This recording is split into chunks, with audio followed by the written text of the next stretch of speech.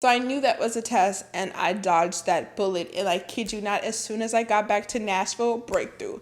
All of a sudden, favor. I was in Sarasota, Florida, staying in a beach house. Like, it was just back to back blessings. You're my baby.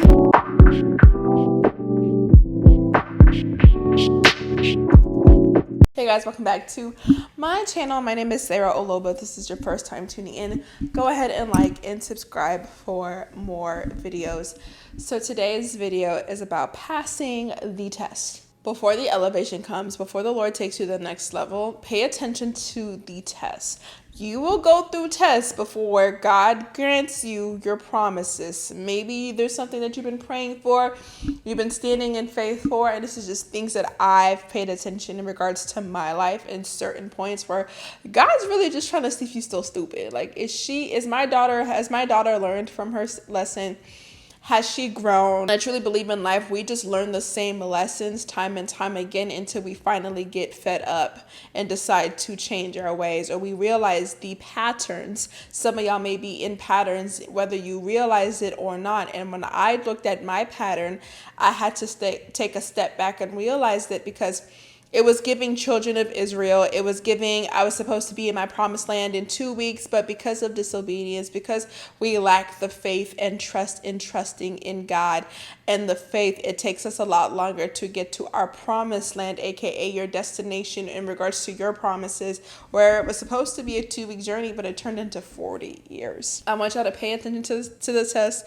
And it tends to be with your vices, things that you may struggle with. Maybe it is with your finances, maybe it's with your family.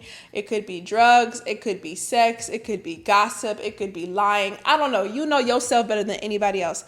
But one thing that I have realized is, before the breakthrough, before the elevation, you will be tested. And I know for myself, oh my gosh, like, even in regards to Chicago, like, it was Rosh Hashanah, things were happening, and I remember there was this guy at the hotel that I was staying at the conference, and he just kept showing up. He kept like trying to holler at me and talk to me, and he'd be like, oh yeah, let's go out for drinks, let's go at 10:30 p.m. da da da da. And when I think about me in my worldly days, I would have been like, heck yeah, let's do it, let's get some drinks, let's have some fun, you only live once type vibes. And that would just lead into a disaster. It's like a hookup. It just turns into just things that you just don't desire. If I'm going to be quite honest, I remember in Chicago, like, I'm telling you, every single place that I would go, whether it was up, I remember I woke up really early to go pray, and I went up to the rooftop, and there was literally nobody there. Tell me why by the end of me praying, this man was there. Like, I'm telling you, I remember I took myself to Nando's, which was like a couple of blocks away from the hotel. Guess who was there? The man. So I knew that was a test, because I'm like, okay, because old me would have entertained it. Old me would have, like, oh, he's cute or whatever. Let me see what this is about, what I'm saying? And because I paid attention to the patterns in regards to, like, this hasn't gotten me anywhere. Like me falling in this trap of situationships hasn't gotten me anywhere. And if I desire marriage, if I desire commitment, if I desire all these things that God has shown me and promised me, then I need to be able to flee sin, right? Fleeing away from temptation. And I remember, y'all, it was so tempting, because like the conversation was flowing and he was wooing your girl, but I was like, no, I want my promises more. And he wasn't a man of God at that. Complete opposites. So I knew that was a test, and I dodged that bullet. And I kid you not, as soon as I got back to Nashville, breakthrough. All of a sudden, favor. I was in Sarasota, Florida, staying in a beach house. Like, it was just back to back blessings. And I feel like, had I fallen, I wouldn't have got the measure of breakthrough that I did.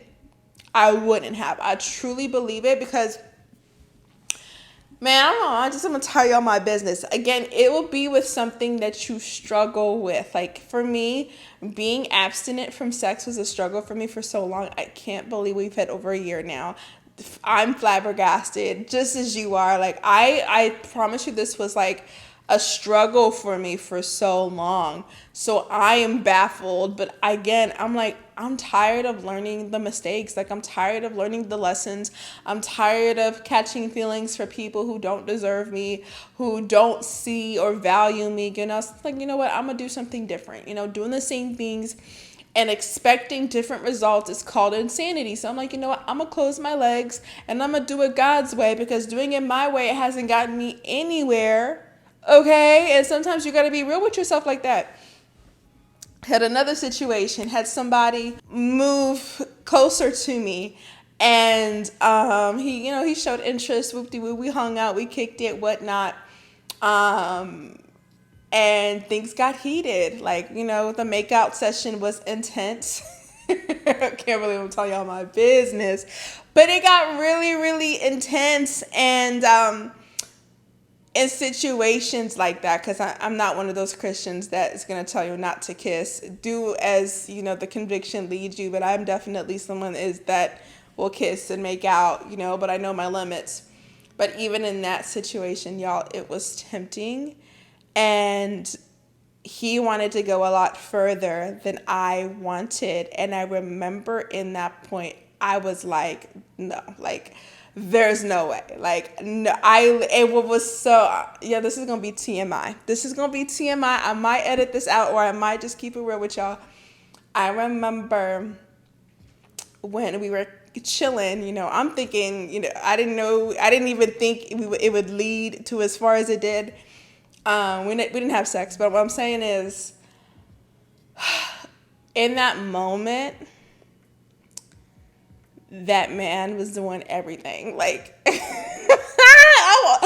be like, where were you 4 years ago before I really gave my life to Christ? Like, where were you at? Like, oh my gosh. Like, I kid you not, y'all. And this is me just keeping it real. I literally ran out of this man's apartment. I kid you not. I literally packed all my things. Like, and he was trying to make me stop. He wanted me to stay. He was like, no, just, you need to let loose, have fun, It just, the enemy will always try to tell you things to fall into temptation. And I was like, you're trying to destroy my life. I know you're trying to destroy my life. I'm not falling into this temptation. I'm not falling into, because I'm thinking in that moment, I'm like, bro, okay, if I have sex with you, you already said you don't want anything serious. I know you're not looking for any commitment. I want to get married. I want to have kids. You're just play. And you also live close in a similar vicinity to me. And I'm going to be like, then after we have sex, then you're going to discard of me. And then I'm going to be the one with the soul tie. And then I'm going to be crying myself to sleep. And then I'm going to catch the feelings. And I was literally just evaluating and everything. I'm like, man, it's not even worth it. It's just not and that's when I'm telling y'all, I literally ran out of that. Never spoke to her. I'm running. Just like Joseph fled, I fled, y'all. I for real fled. We are doing a special with the Esther Project. If you've been wanting to join the Esther Project community, this is a community for women of faith where you can grow spiritually.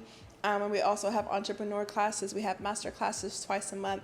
For you to get plugged in and grow within your faith and within your calling. It is for $37.99. The special is not going to last very, very long, so make sure you click the link in the bio to sign up. At that point, it's just I don't want to go around the mountain. I don't. I really want to wait. I really want to do this the right way.